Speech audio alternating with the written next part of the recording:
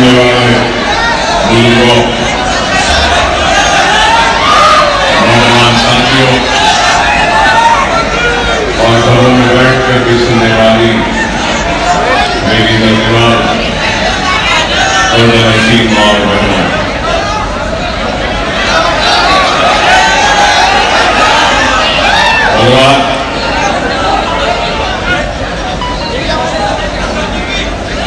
बहुत दूर से आप लोग भी आए हैं,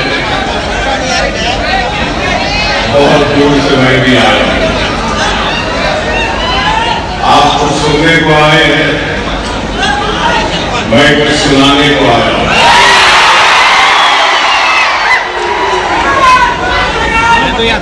और अगर सुनना है और अगर सुनाना है तो हम सबको सब्र के साथ सुनना भी पड़ेगा और सुनाना भी पड़ेगा। और ये बात भी कह दो कि मैं आया हूं तो कोई आपकी दाद हासिल करने के लिए या आपकी तारीफ हासिल करने के लिए या आपकी जोरदार आवाजों में नारों को सुनने के लिए नहीं आया हूं। मैं नौजवानों की जज्बात की कदर करता हूं, उनके खुशी की कदर करता हूं, लेकिन जोश ऐसा हो जो मंजिल तक पहुंचा सके। जोश ऐसा नहीं होना है जो बीच रास्ते में दम तोड़ दे। तो उम्मीद करूंगा कि थोड़ा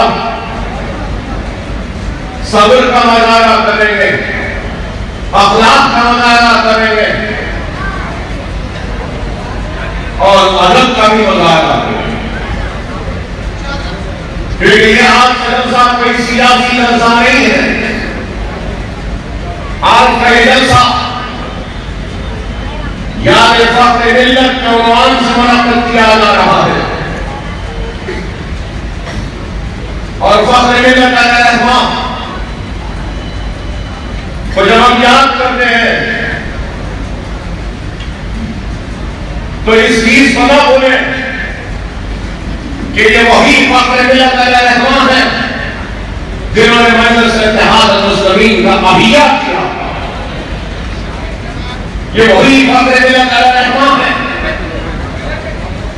अहियाए मजलिस के बाद जिन पर मुसीबतें टूट पड़ी थी, जेल में डाला गया। फख्र मिल्लत अलैहिर्रहमान मजलिस इत्तेहाद मुस्लिमीन का अहिया करने वाले का नाम नहीं, बल्कि फख्र मिल्लत अलैहिर्रहमान उस शख्सियत का नाम है जो जेल में 11.5 महीने कैद में थे तो कुरान को लिख रहे थे और कुरान का तर्जुमा लिखा करते थे। तो इस शख्सियत का नाम फख्र मिल्लत अब्दुल वाहिद ओवैसी है। इसलिए कह रहा हूं कि आज का जलसा सियासी जलसा नहीं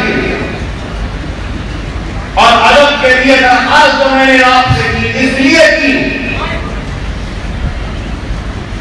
कि अगर फख्र मिल्लत अलैहिर्रहमान का के ईसार न होती, उनकी कुर्बानी न होती तो शायद आज मजलिस इत्तेहाद मुस्लिमीन न होगी और ये दाइश न होते, न ये जलसे होते, न क़यादत होती, न कायदीन होते, न हमारा इत्तेहाद होता। सल्तनत आसरिया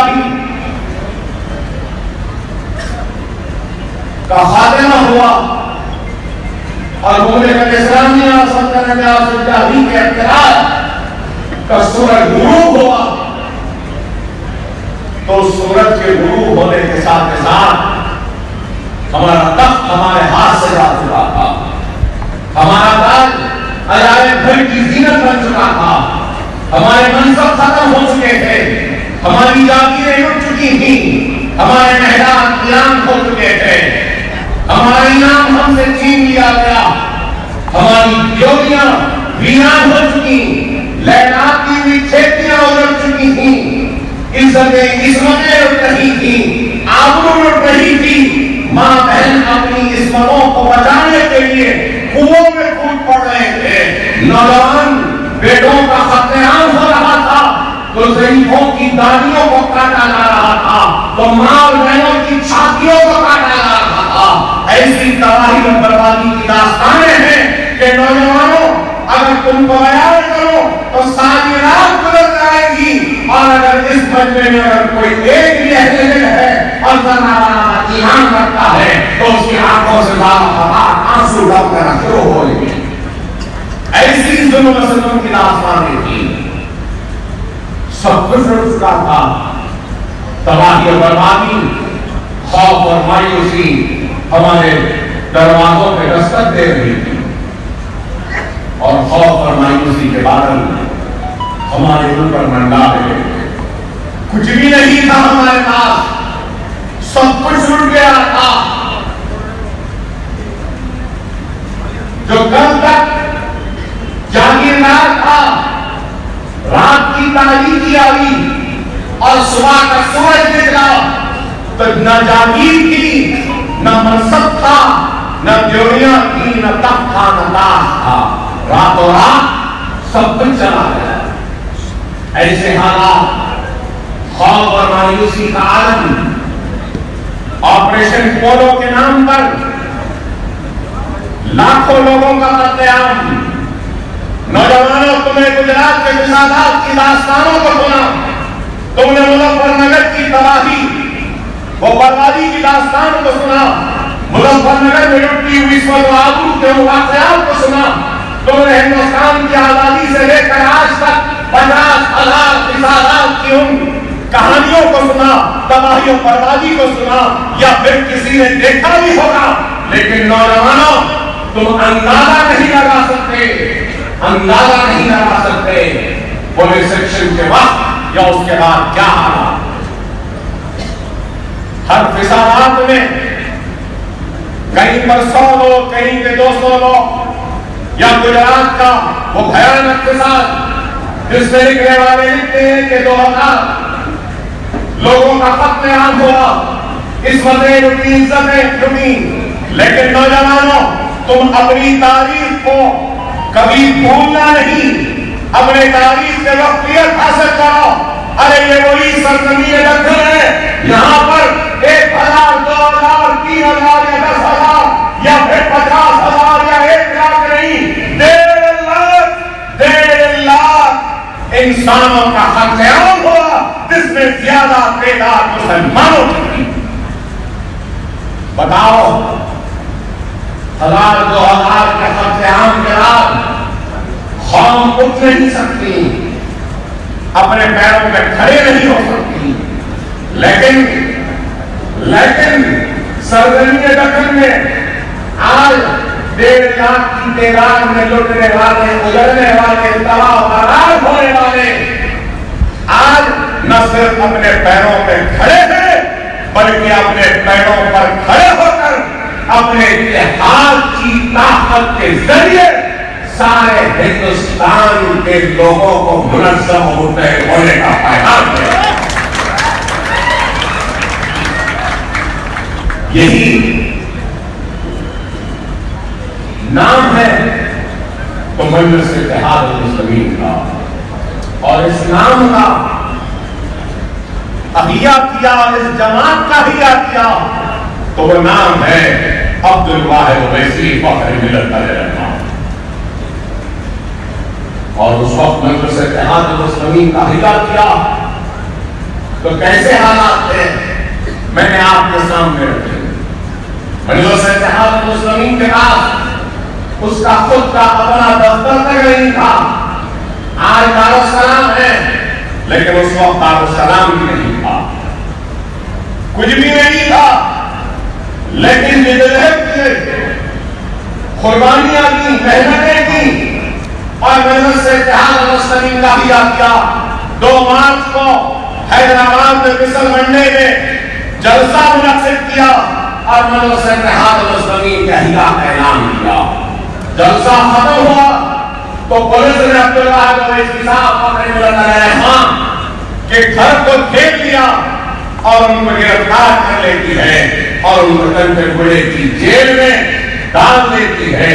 تو جیل میں کتنے دن؟ کیا 1 مہینہ 2 مہینے 3 مہینے 4 مہینے 6 مہینے؟ نہیں میرے بھائی، 11.5 مہینے تک چنچل گڑے کی جیل میں نظر بند رہے. اور جیل میں تھے تو کیا کوئی بڑا کمرہ، کوئی ٹیلی ویژن، کوئی ایئر کنڈیشن، کچھ نہیں. 5.5 فیٹ کے کمرے میں 5.5 فیٹ کے کمرے میں ڈالا گیا اور اسی کمرے میں پیشاب اور ضرورت کے لیے ایک چھوٹا سا حمام تھا. 11.5 مہینے فخر ملت اسی کمرے میں نظر بند رہے اور گرمی کو برداشت کیا، کڑاکے کی سردی کو برداشت کیا، تو برف برستے ہوئے بادلوں کے ان تھپیڑوں کو بھی برداشت کیا. کس کے لیے؟ کس کے لیے؟ پیغام بھی آتے رہے عبدالواحد اویسی کو کہ مجلس اتحاد المسلمین کو ختم کر دو، یا نہیں تو مجلس اتحاد المسلمین کو غیر سیاسی جماعت بنا دو. لکھ کر دے دو کہ مجلس سیاست میں حصہ نہیں لے گی. عبدالواحد اویسی ہم تم کو چھوڑ دیں گے. لیکن عبدالواحد اویسی علیہ رحمان ہے، جواہر لال نہرو یا اس وقت کہ اختلاف کے کرسیوں پر بیٹھنے والوں کے سامنے اپنا سر نہیں جھکایا، نہیں ان سے کوئی معاہدہ کیا، کہا کہ 11 مہینے کیا تم 11 سال مجھے جیل میں رکھو، لیکن میں مجلس اتحاد المسلمین نہیں آتا نہیں ہوگا، مجلس اتحاد المسلمین مدد نہیں ہوگا. یہ عزم تھا کہ 11 اور 11.5 مہینے قرآن لکھتے رہے، قرآن کا ترجمہ لکھتے رہے. فخر ملت کے گھر کی لائٹ کاٹ دی گئی، پانی کاٹ دیا گیا. فخر ملت اس زمانے میں مشہور و معروف وکیل تھے، فاضل تحسین کے جامعہ نظامیہ تھے، عالم تھے، فاضل تھے، وکیل تھے، سیاستدان تھے. جامعہ نظامیہ سے تعلیم حاصل کی، وکالت کی تعلیم حاصل کی. مشہور وکیل، اگر بزرگ ہیں تو میری بات کو مانیں گے اور کہیں گے کہ ہاں ہم نے سنا ہے. جا کر پوچھو بزرگوں سے کہ کورٹ میں کہا جاتا تھا کہ چلتی اویسی صاحب کی بڑی اویسی صاحب. اتنے مشہور و معروف وکیل تھے، اتنے مشہور وکیل تھے، وکالت کی، ہزاروں روپیہ روزانہ کماتے تھے. بڑے بڑے عمرا اور جاگیرداروں اور منصبداروں کے محکمات اگر کہیں ہوتے تھے تو فخر ملت علیہ رحمان کے پاس جتنے بینک اکاؤنٹس تھے احیاء مجلس کے بعد اس کو منجمد کر دیا گیا، بند کر دیا گیا. ایسے حالات میں مجلس اتحاد المسلمین کا احیاء کیا، مجلس کو زندہ کیا. آج جب زندہ کیا تو آج جو لوگ مجلس پر الزام لگاتے ہیں ان سے کہنا چاہتا ہوں، مجلس اتحاد المسلمین نے اس وقت اعلان کیا کہ تابع دستور ہند رہیں گے، ہندوستان کے دستور کے تابع رہیں گے، ہندوستان سے ہم محبت کرتے ہیں اور اس دستور کو مانتے ہیں. ارے جو لوگ مجلس کا تنقید کرتے ہیں میں ان کو اور ایک بات بھی کہنا چاہتا ہوں کہ جب ہندوستان اور چائنا کی جنگ ہوئی تھی تو یہی مجلس اتحاد المسلمین اور عبدالواحد اویسی علیہ رحمان تھے جنہوں نے اعلان کیا تھا کہ اقلیتوں کو، سارے مسلمانوں کو، سکھوں کو، عیسائیوں کو، سب نوجوانوں کو فوج میں ٹریننگ دینی چاہیے تاکہ مسلمان بھی اپنے سینوں کو پیش کرے اور اس ملک کی حفاظت کر سکے، اس ملک کی عظمت کو بحال کر سکے. مجلس اتحاد المسلمین میں تھا کہ حلف لینا پڑتا تھا قرآن پر ہاتھ رکھ کر. مجلس اتحاد المسلمین میں اگر کوئی بھی مسئلہ ہو، کوئی بھی بات ہو تو مجلس کے دستور میں تھا کہ قرآن پر ہاتھ رکھ کر حسن خان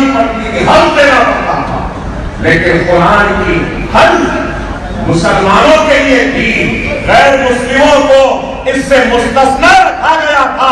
مجلس نے یہ نہیں کہا کہ اگر مجلس میں کوئی غیر مسلم آئے گا تو اس کو بھی قرآن کی قسم کھانی پڑے گی، نہیں، یہ نہیں تھا مجلس میں۔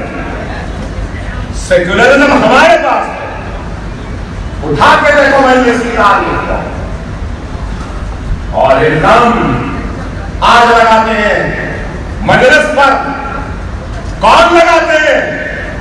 مجلس پر الزام لگاتے ہیں، رضاکار کہتے ہیں۔ ارے ناتھورام گوڈسے کے چاہنے والوں، تم لگاؤ الزام، ہم کو پرواہ نہیں،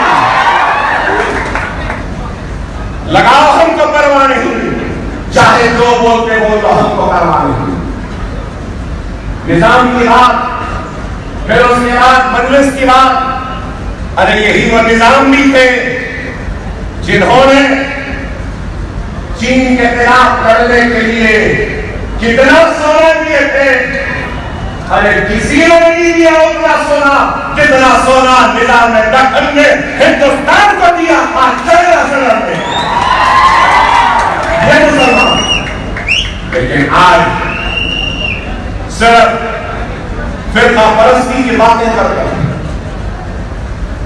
ہندوستان کے معصوم عوام کو تقسیم کر کر اختلاف پر پہنچنا چاہتے ہیں۔ خدا را نوجوانوں، جوش رکھو، لیکن جوش کو ہوش سے جوڑو۔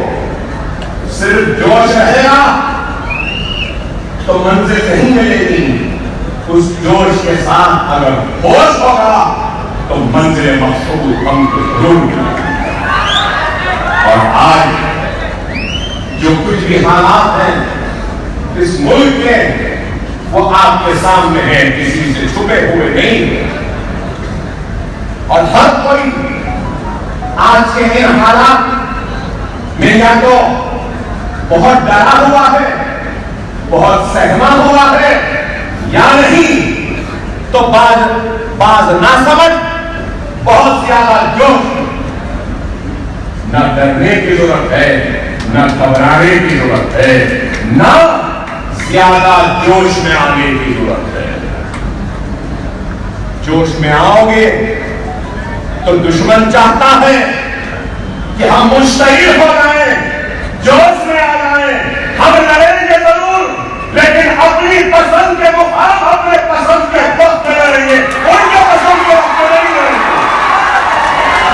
یہ چیز ہونی چاہیے۔ یہ چیز آج وہ جال پھینک رہے ہیں، ہم وہ جال میں پھنسنا نہیں ہے۔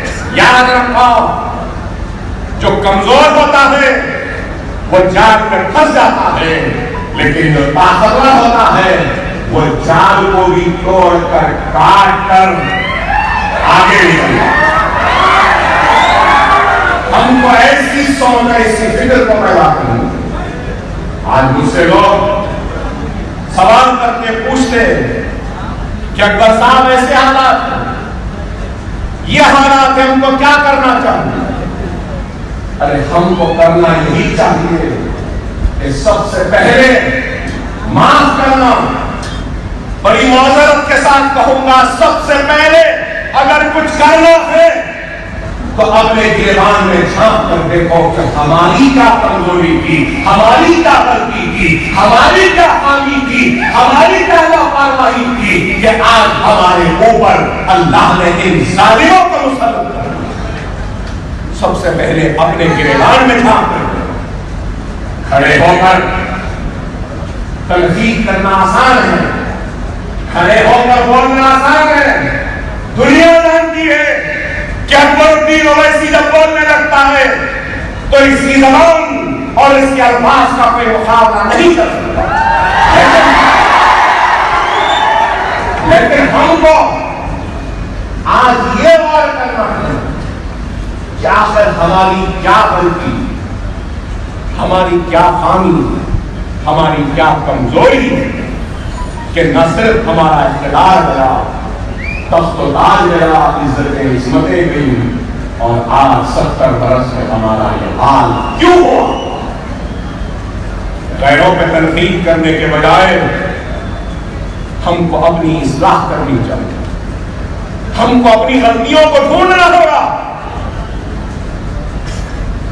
اللہ سبحانہ و تعالیٰ نے بتا دیا، ہندوستان کے مسلمانوں کو اللہ نے بتا دیا کہ جب جب تمہارا سر میری بارگاہ میں جھکتا رہا اور جھکتا تھا، میں ان سروں کی حفاظت نہیں، ان سروں پہ تخت و تاج کو سنوارتا تھا، سجاتا تھا۔ اس چیز کو یاد رکھو، اس چیز کو یاد رکھو کہ ڈرنے گھبرانے کی ضرورت نہیں ہے۔ ہم کو اس بات پہ غور کرنا ہوگا اور سب سے پہلے سمجھنا ہوگا کہ ہم کون ہیں، ہم کون ہیں؟ ہم مسلمان، ہم لا الہ الا اللہ محمد رسول اللہ کلمہ پڑھنے والے ہیں، ہم رسول اللہ محمد مصطفیٰ صلی اللہ علیہ وسلم کی امتی ہیں۔ اس بات کو سمجھو، اس بات کو سمجھو کہ تم وہ ہو جو یہ کہتے ہو کہ نہیں ہے کوئی معبود سوائے اللہ کے اور محمد رسول اللہ صلی اللہ علیہ وسلم اللہ کے رسول، یہی کلمہ ہے ہمارا۔ اور کلمے کی طاقت کیا ہے؟ کلمے کی طاقت کیا ہے؟ اگر کوئی مومن سچے دل صدقے دل سے اگر کلمہ پڑھ لے تو وہ کلمہ پڑھتے پڑھتے سمندر کو پار کر سکتا ہے۔ یہ کلمے کی طاقت ہے، یہ کلمہ تمہارے پاس، یہ کلمہ تمہارے پاس۔ کیا تم کو اندازہ ہے بات کا؟ ارے تم امت محمدی ہے تو کیا تم کو اندازہ ہے امت محمدی کا کیا مقام ہے؟ کام کرو نا، کیا مقام ہے؟ موسیٰ علیہ السلام نے 40 دن کا روزہ رکھا، اس کے بعد میں اللہ سے گفتگو کرنے کا موقع ملا۔ جب گفتگو ہوئی تو 70,000 پردے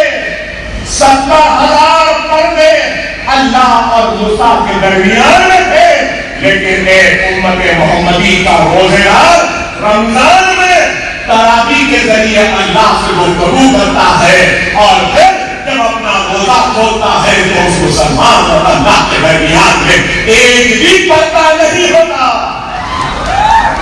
یہ مقام ہے تمہارا۔ موسیٰ نے اللہ سے پوچھا، اے اللہ تو نے جو عزت و شرف جو مقام مجھے بخشا مجھ سے گفتگو کرتے، کیا تو اپنے کسی دوسرے بندے کو اس عزت سے اس مقام سے سرفراز فرمائے گا؟ تو اللہ کا جواب آتا ہے، سنو نوجوانوں سنو، اللہ کا جواب آتا ہے، اللہ کہتا ہے ہاں موسیٰ دنیا کی آخرت میں امت آئے گی جن کو میں اس مقام سے سرفراز فرماؤں گا، وہ امت محمدی۔ غور کرو، غور کرو، تمہارا مقام کیا ہے؟ تمہارا مقام کیا ہے؟ غور کرو، تمہارے کلمے کی طاقت کیا ہے؟ اگر یہ نہیں، انسان کیسے بنا؟ انسان مٹی کے ٹولے سے بنا، اور مٹی میں جب اللہ نے روح کو داخل ہونے کا حکم دیا تو روح ضد کرنے لگی، کہنے لگی کہ اللہ تو مجھے کس تاریخی میں جانے کو کہہ رہا ہے؟ اللہ روح سے کہتا ہے کہ تو میرے حکم سے اس میں داخل ہو جا، میں اس مٹی کے ٹولے کو روشن کر دوں گا، منور کر دوں گا۔ اور اللہ کے حکم سے روح مٹی میں داخل ہوئی اور داخل ہونے کے بعد انسان کا شکل اختیار کری۔ انسان مٹی سے بنا، اللہ کے حکم سے دور رکھ گئی، اور ایک نیک انسان کا جب آخری وقت آتا ہے نا تو اس کی روح بھی ضد کرتی ہے، کہتی ہے کہ اللہ کے حکم سے آئی تھی، اللہ ہی کے حکم سے جاؤں گی۔ موسیٰ کا آخری وقت آیا، موسیٰ علیہ السلام کا آخری وقت آیا، موسیٰ کی روح ضد کرنے لگی کہ اللہ کے حکم سے آئی تھی، اللہ کے حکم سے جاؤں گی۔ فرشتوں نے جا کر اللہ سے کہا کہ اے اللہ، موسیٰ کی روح ضد کر رہی ہے، اپنے جسم سے نہیں جا رہی ہے، تو اللہ فرشتوں کو حکم دیتا ہے جاؤ جنت سے وہ سیب لو اور اس سیب کی خوشبو موسیٰ کو سناؤ، اور جیسے ہی اس سیب کی خوشبو کو موسیٰ سنیں گے تو موسیٰ کی روح ان کے جسم سے نکل جائے گی۔ فرشتوں نے وہ سیب جنت سے لیا اور موسیٰ علیہ السلام کو خوشبو سنائی۔ جیسے ہی سنتے ہیں موسیٰ کی روح موسیٰ کے جسم سے جاتی ہے۔ ارے غور کرو، جب فرشتوں نے کہا روح ضد کر رہی ہے تو اللہ نے کہا فرشتوں سے جاؤ جنت سے وہ سیب لے جاؤ، اس سیب میں میرے حبیب محمد مصطفیٰ صلی اللہ علیہ وسلم کی خوشبو ہے۔ جیسے ہی موسیٰ اس خوشبو کو سنیں گے اپنے جسم سے اپنی روح کو جانے کی اجازت دیں۔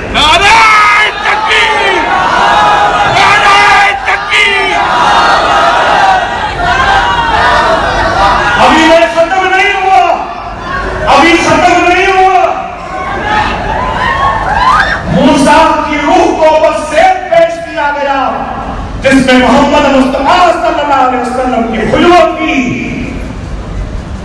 لیکن ایک امت محمدی جو محمد رسول اللہ کا امتی ہے، جو لا الہ الا اللہ محمد رسول اللہ کلمہ پڑھنے والا مسلمان ہے، اس کی روح جو نیک مسلمان ہوتا ہے اس کی روح بھی ضد کرتی ہے، اس کی روح بھی ضد کرتی ہے، اور وہ نیک مسلمان کی روح جب ضد کرتی ہے تو فرشتے جا کے اللہ سے کہتے ہیں کہ اے اللہ، تیرے حبیب کا ایک امتی ہے،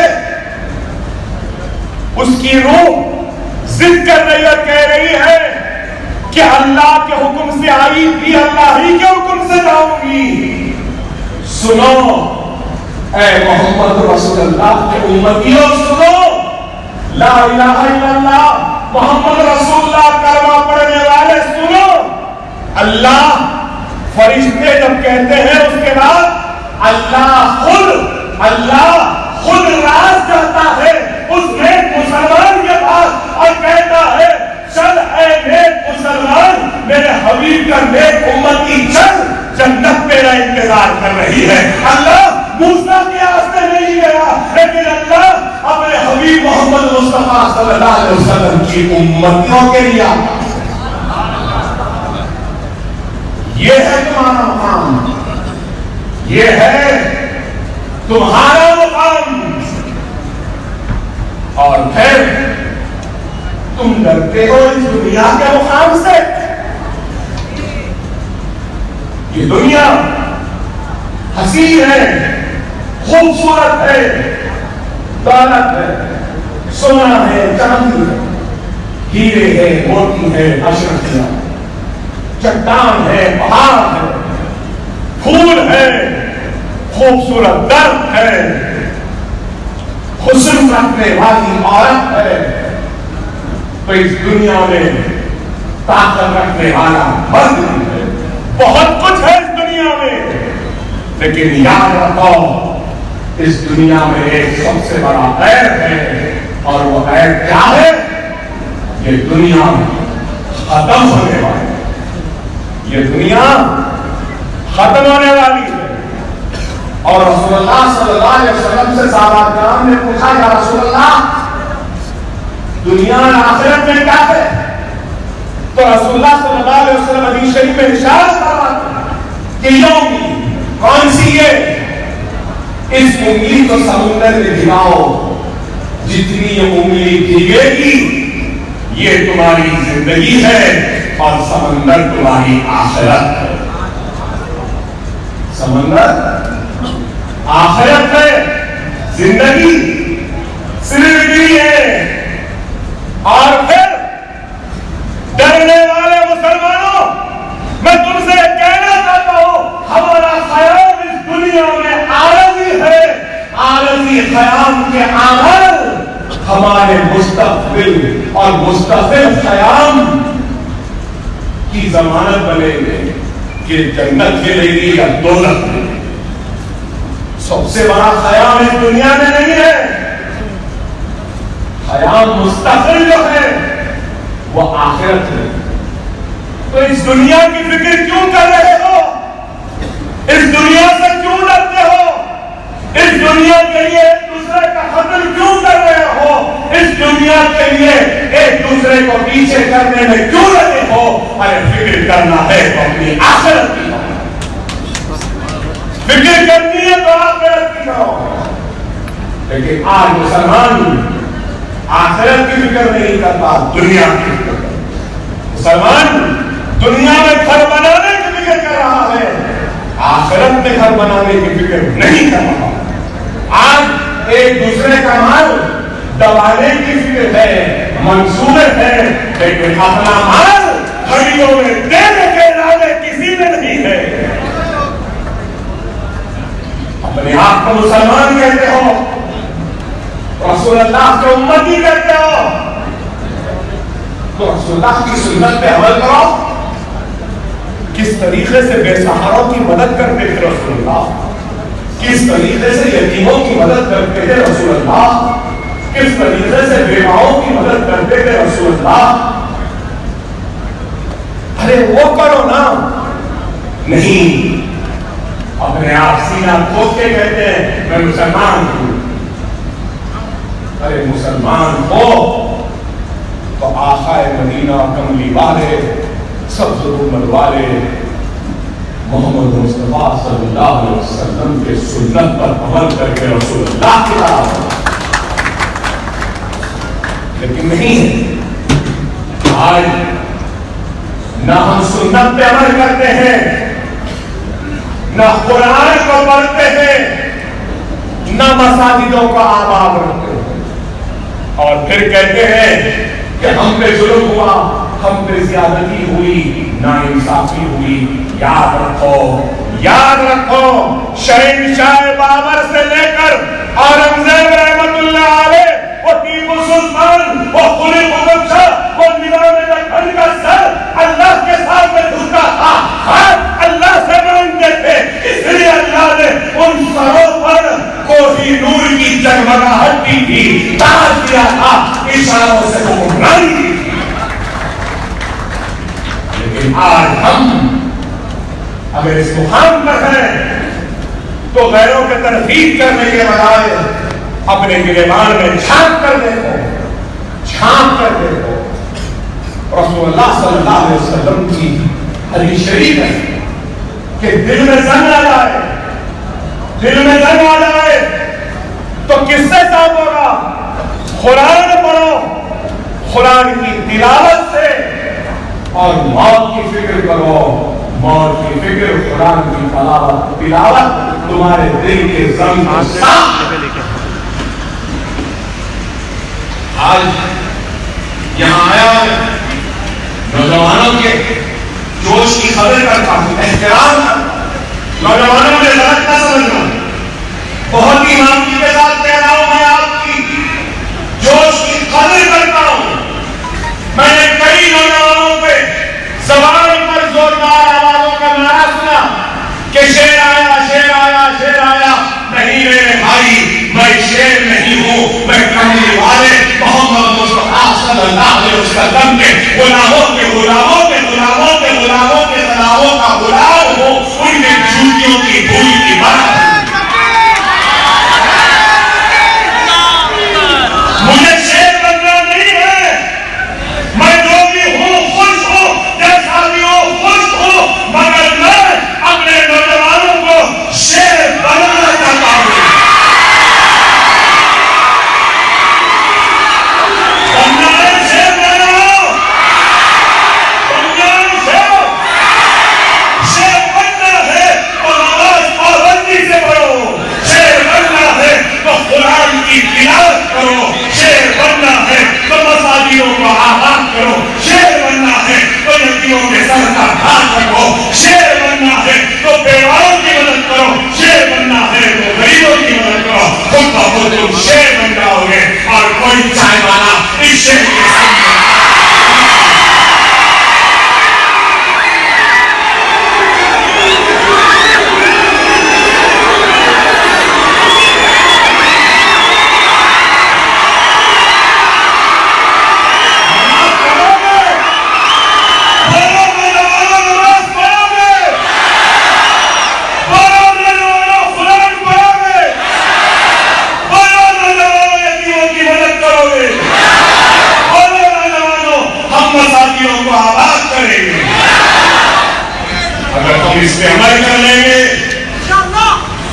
خدا کی قسم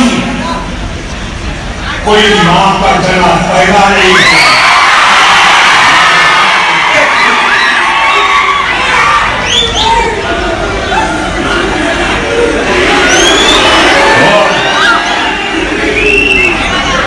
لوگ آج کہہ رہے تھے ہجومی تشدد ماب لنچنگ. میں اس جلسے کے ذریعے کسی کو کچھ نہیں کہوں گا، آج صرف اپنوں سے مخاطب. آئندہ جب جلسہ ہوگا تو ناتھورام گوڈسے کے چاہنے والوں سے جب مخاطب ہوگا، نیو انڈیا کے چاہنے والے سے بھی جب بتائیں. لیکن اس جلسے میں صرف اپنا سے مخاطب کروں گا. ماب لنچنگ اتنے پریشان ہیں آپ لوگ، کئی لوگ پریشان ہیں، میں بھی پریشان. فکر کروں کیا کرنا سوچ رہا ہوں. لیکن نوجوانوں ایک بات اور کروں گا. ہمارا خیال دنیا میں عارضی ہے نا، عارضی ہے نا. مستقل خیام تو مرنے کے بعد ہے. یہاں جو عمل کریں گے اس اعمال کے بدولت جنت یا جہنم ملے گی. صحیح ہے نا. اگر ایک اس مجمع میں اگر کوئی بیمار چھوڑو، میں کسی اور کا نہیں اپنا ہی بات کروں کہ میری طبیعت خراب ہے، درد ہوتا، 2-3 دن کھانا نہیں کھانا، صرف پانی کے ساتھ رہتا، گاڑی میں اچکتے درد ہوتا ہے. میرے درد شکم کا اندازہ کوئی نہیں لگا سکتا، صرف ایک ماں ایک بہن لگا سکتی ہے کہ شکم کا درد کس کو کہتے ہیں. اتنا درد کہ کئی راتوں میں اٹھ کر میں نے ان آنکھوں سے اشکوں کو بہایا ہے، سجدے میں گر کر اللہ سے معافی مانگی، توبہ کی اپنے گناہوں کے لیے. ایسا درد ہوتا ہے، اتنا درد شکم. لیکن پھر بھی ہمت نہیں ہارتا ہوں اور ڈرتا نہیں ہوں کسی سے. موت کا درد ہے اس لیے کہ مجھے فکر اس دنیا کے خیام کی نہیں ہے، مجھے فکر آخرت کے خیام کی ہے. وہاں گھر بنا. اور جب انسان کو معلوم ہو جائے کہ وہ مرنے والا ہے تو کیا کرتا ہے مرنے والا؟ اپنے بھائی کو، اپنے بہن کو، اپنے عزیز کو، اپنے دوستوں کو بلاتا ہے، کہتا ہے کہ میں مرنے والا ہوں، میرے مرنے کے بعد ذرا میرے گھر کا خیال رکھیں. کہتا ہے میرے مرنے کے بعد ذرا میرے بچوں کا خیال رکھو، میرے مرنے کے بعد میری جائیداد کا خیال رکھو، میرے مرنے کے بعد میری بیوی اگر پریشانی میں ہے تو اس کی مدد کرو، میرے مرنے کے بعد میرے ماں باپ کا خیال رکھو، میرے مرنے کے بعد میرے بھائی بہن کا خیال رکھو. یہ انسانی فطرت ہے نا. لیکن میرے بھائی، اگر یہ انسانی فطرت ہے اور آخرت کا خیال مستقل ہے تو یہ ضرور کہوں گا کہ اللہ کی راہ میں جدوجہد کرنے والے جو شہید ہوتے ہیں ان کا مقام کیا ہے یہ بھی سن لو. اللہ کی راہ میں شہید ہونے والے کا مقام کیا ہے؟ اللہ کی راہ میں جو شہید ہوتا ہے نا وہ ڈائریکٹ جنت میں جاتا. کہاں؟ ڈائریکٹ جنت میں. کون سی جنت؟ جنتوں میں بھی کیٹیگریز ہیں، جنتوں میں بھی ABCD ہے. تو جنتوں کی جنت سب سے اول جنت جو ہے اس میں شہید جاتا. معلوم آپ کو جنتوں کی جنت میں شہید ہونے والا اول جنت میں جاتا. اور جیسے ہی جاتا ہے جنت کو دیکھنے کے بعد نہ بچے یاد آتے ہیں، نہ بیوی یاد آتی ہے، نہ ماں باپ یاد آتے ہیں. جنت اسی کو کہتے ہیں جو سب کچھ بھلا دے. جنت یہ ہے. اور آپ کو معلوم نوجوانوں سنو، یہ تمہارے ساتھ میں ہمارے دشمنوں کو بھی سنا رہا ہوں. سن لو، جب اللہ کی راہ میں شہید ہونے والا جنتوں کی جنت افضل جنت میں جاتا ہے، سب کو بھلا دیتا ہے. اللہ کی راہ میں شہید ہونے والے سے اللہ پوچھتا ہے. کیا پوچھتا ہے معلوم؟ اللہ اس کے پاس آ کے پوچھتا ہے، بتا میری راہ میں شہید ہونے والے، تجھے میری جنت کیسی لگی؟ تجھے میری جنت کیسی لگی؟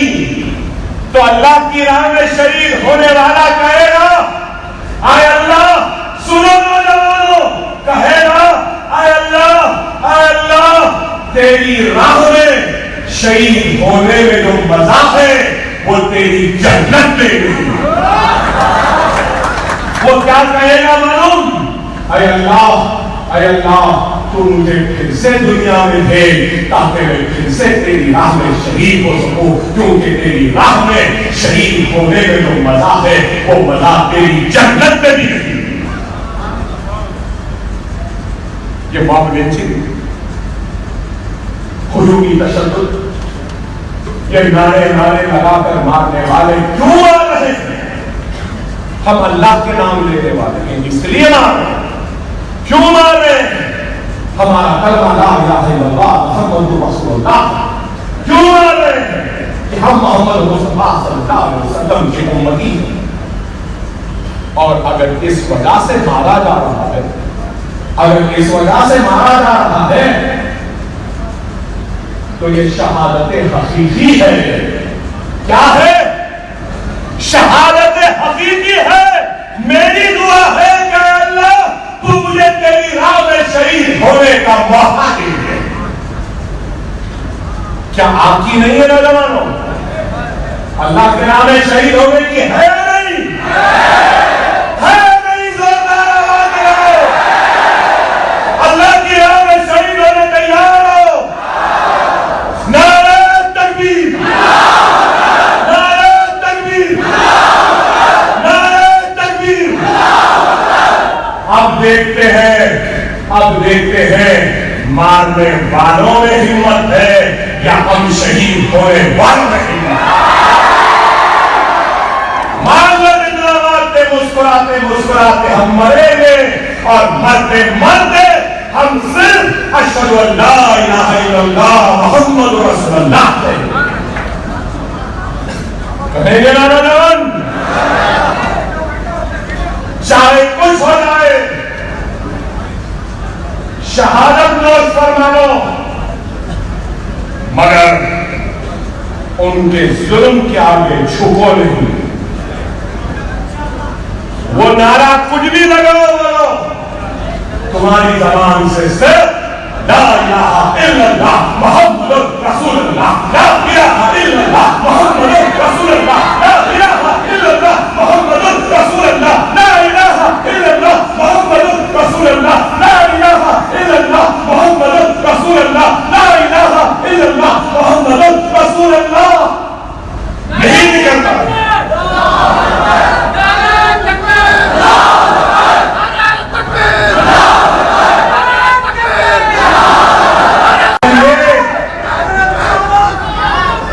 یہ شہادت کا جذبہ اگر سینوں میں آ جائے گا تو خدا کی قسم یہ کوئی گاؤں رکشک، یہ کوئی بجرنگ دلی، یہ کوئی بھی آنے سے سوالے، کوئی بھی ہمارا باغ نہیں بگاڑ.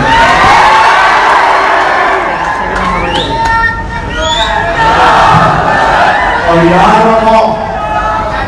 رکھو دنیا اسی کو ڈراتی ہے جو ڈرتا ہے. دنیا اسی سے ڈرتی ہے جو ڈرانا جانتا ہے. کیا ہے؟ اکبر الدین اویسی نفرت کیوں ہے؟ کیوں ہے؟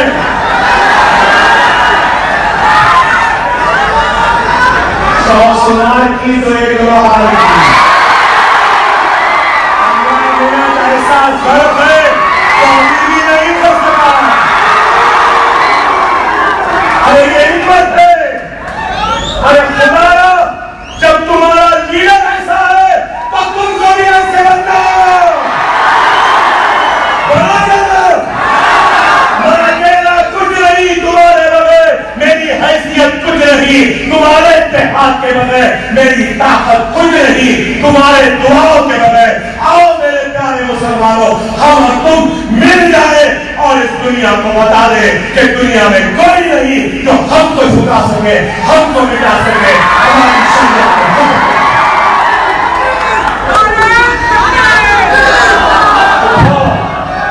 خدا اس درسے کا پیغام ہے تو یہی ہے. کوئی اہل حدیث کا ہوگا, کوئی تبلیغی ہوگا, کوئی اہل سنت کا ہوگا, جو بھی جس بھی مکتب کا عقائد کا ماننے والا ہے مانے, مگر اس چیز کو نہ بھولو ہر کسی کا کلمہ ایک ہے, وہ لا الہ الا اللہ محمد رسول اللہ. جب یہ لوگ مانتے ہیں تو یہ نہیں دیکھتے کہ یہ اہل حدیثی ہے, یہ نہیں دیکھتے یہ بریلوی کا ہے, یہ نہیں دیکھتے یہ دیوبندی کا ہے, یہ نہیں دیکھتے یہ تبلیغی ہے, یہ نہیں دیکھتے یہ اہل سنت والجماعت کا ہے, یہی دیکھتے ہیں کہ یہ مسلمان ہے. خدا را میرے بھائی منظم ہو جاؤ, متحد ہو جاؤ. میں کب تک زندہ رہوں میں خود نہیں جانتا, ہو سکتا مر جاؤں. ڈاکٹروں نے کہا اکبر اویسی آپ کبھی نہیں مر سکتے, لیکن مجھے اپنی موت کی فکر نہیں ہے,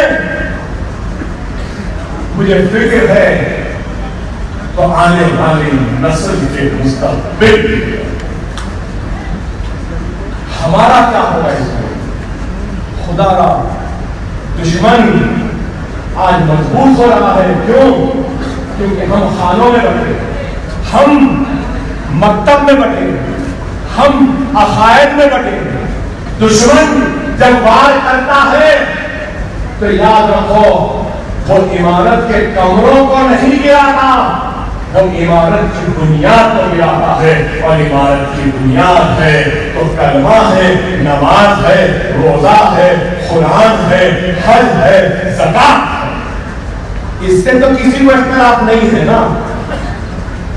تو خدا را میرے پیارے مسلمانوں, منظم ہو جاؤ, متحد ہو جاؤ, منظم ہو جاؤ, متحد ہو جاؤ. نہیں معلوم یہ آواز کب تک تمہارے کانوں میں گونجے گی, کبھی بڑی آواز بند ہو جائے گی تو پھر تمہارے حق کی آواز کو بلند کرنے والی اگر ایک آواز بند ہو گئی تو تم مایوس نہیں ہونا. اگر ایک اکبر اویسی نہیں ہے تو کوئی بات نہیں, اللہ 1000 اکبر اویسی کو پیدا کرے. اللہ کا کام اکبر اویسی کا محتاج نہیں ہے, اکبر اویسی اللہ کا محتاج. اللہ مجھ سے کام کرے. خدا را سمجھو میری باتوں کو, خدا را سمجھو. صرف جذباتی ناموں سے مجھے چھوڑنے والا نہیں ہے. ایک وقت تھا تمہارا دلی میل تھا اس شہر میں, لیکن آج یہی شہر میں بی جے پی کا ایم پی ہے. میں کچھ نہیں کہوں گا مگر یہ ضرور کہوں گا, مجھے میری پارٹی مجلس کو نہیں جتانا چاہتے ہیں تو نہ جتاؤ, مجھے قبول ہے میری ہار, لیکن مجھے بی جے پی کی جیت منظور نہیں ہے.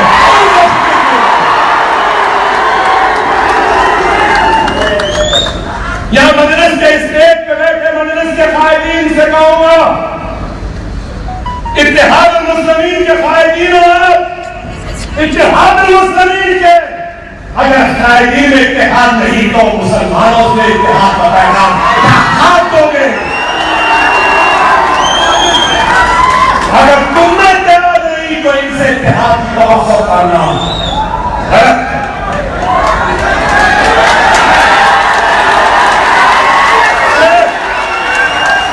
ہر کسی کو ہونا، ہر کسی کو طاقت، ہر کسی کو تصویر، ہر کسی کو کرسی.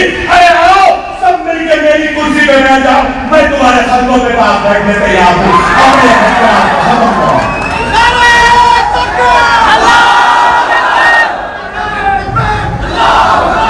جماعت یہاں پہ کمزور عوام کی وجہ سے نہیں ہوئی، معاف کرنا مجلس کے قائدین کی وجہ سے.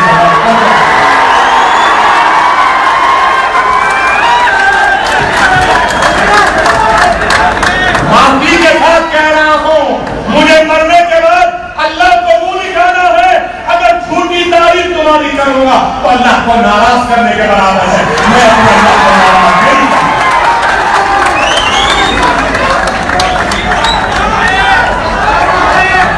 ایک ان کا گروپ، ایک ان کا گروپ.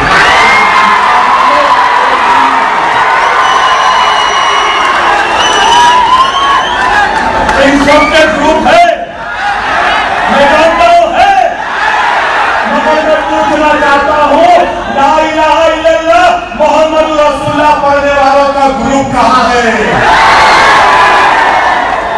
ان کا گروپ مضبوط ہے یا کلموں کا گروپ مضبوط ہے؟ میں تو کلمہ کو گروپ کا ہوں. میں سب ضرورت والے تبلیغ والے محمد مصطفیٰ صلی اللہ علیہ وسلم کے غلاموں کے غلاموں کے غلاموں کے غلاموں کے جھوٹیوں کے پھول کا گروپ. آپ میرے ساتھ ہیں نا؟ اب یہ گروپوں میں نہیں ہے نا؟ کسی کو نہ دیکھو، جماعت کو دیکھو. جماعت ہے تو سب کچھ ہے، جماعت سے ہی سب ہے.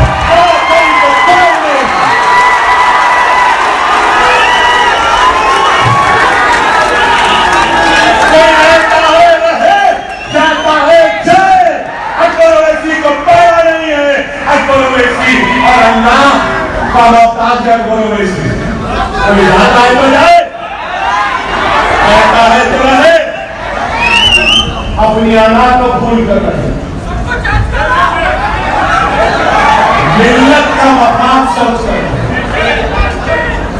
اگر ویسا نہیں تو پھر یاد رکھو یہی اختلاف بی جے پی جیت گئی. یہی اختلاف میں بی جے پی اہم کی میر نہ جیتا. ایسا ہوگا خدا نخواستہ بی جے پی پھر یہاں پر یا پھر سمجھا پڑے. کیا آپ دیکھ سکیں گے؟ کیا آپ دیکھنا چاہیں گے؟ ارے میں کہتا ہوں اللہ اس کے رسول کی قسم کھا کے کہتا ہوں. میں نے اسد صاحب سے کہا تھا میں الیکشن نہیں لڑنا چاہتا، میری صحت سے نہیں پہلے، اور میں چاہتا ہوں کہ میری زندگی میں دیکھ سکوں مجھ سے زیادہ ہمت، جوش، جنون، ولولہ پیدا کرنے والا میری کرسی کرے. احمد بلال کا میں نے کاروبار کا میں نہیں کرنا چاہتا، اور آج بھی کرتا ہوں. مجھے ایم ایل شپ یہ بڑے عہدے یہ کچھ بھی نہیں چاہیے. مجھے کچھ چاہیے تو صرف اور صرف میرے مسلمان بھائیوں کا اتحاد، ان کی دعا ہے.